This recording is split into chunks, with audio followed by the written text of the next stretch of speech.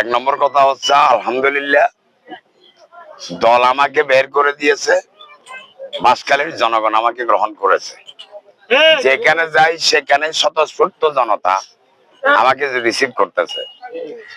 2 নম্বর কথা হচ্ছে কি কি প্রতিশ্রুতি আমার কাছ থেকে জানতে চান?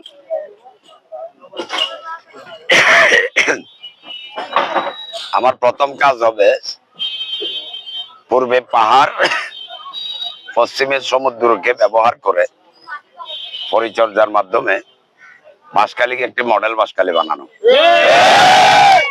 বাঁশখালী মেইন রোড 4 লাইন এবং 4 লাইনের মেরিন ড্রাইভ রোড, এই দুইটার জন্য আমি লড়াই করব পার্লামেন্ট, আল্লাহ যদি আমাকে কাঁদে।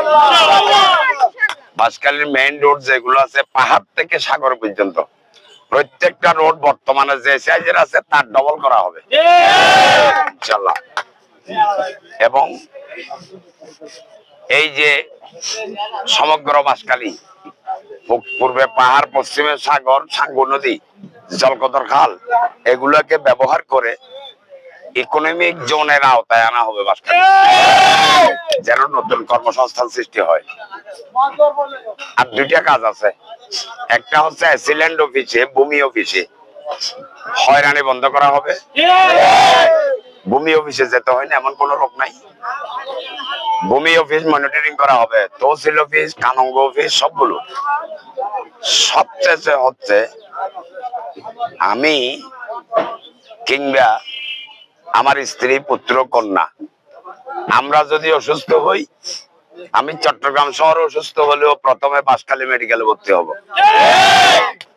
বাঁশখালী মেডিকেল যদি আমার ট্রিটমেন্ট দিতে না পারে, আমার পরিবারের সদস্যদের ট্রিটমেন্ট দিতে না পারে, এরা যেখানে রেফার করা দরকার সেখানে রেফার করবে।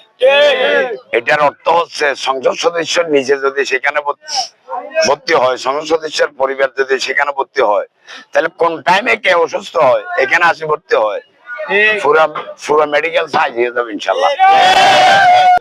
অবাধ, সুষ্ঠু এবং নিরপেক্ষ ভোট চাই এবং আমি আশাও করি ইনশাল্লাহ। কোথাও কোনো সমস্যা দেখা মানে আমার সাথে এই পর্যন্ত কোথাও সমস্যা নেই। তবে পাল্লা এবং দানের শীষের এদের তো আপনার দাপটশালী নেতারা বাঁশখালীর, এরা এমপি ভাগ বাটোয়ারা করে নিয়ে যেতেছে, এক এক জায়গায় 7-8 জন করে এমপি হয়ে যেতেছে। স্বাভাবিকভাবে তাদের এমপিগিরির ক্ষমতা এটা আমার ফুটবল মার্কার নিরীহ সমর্থকদের উপর একটু হুমকি ধমকি দিতেছে। ইনশাল্লাহ দেশপ্রেমিক সেনাবাহিনী সুষ্ঠু নির্বাচন করবে বলে আমি আশা করি। যদি সুষ্ঠু নির্বাচন হয়, আল্লাহর রহমতে আমি 100% নিশ্চিত বাঁশখালীর মানুষ আমাকে বিজয় মালা পরাবে।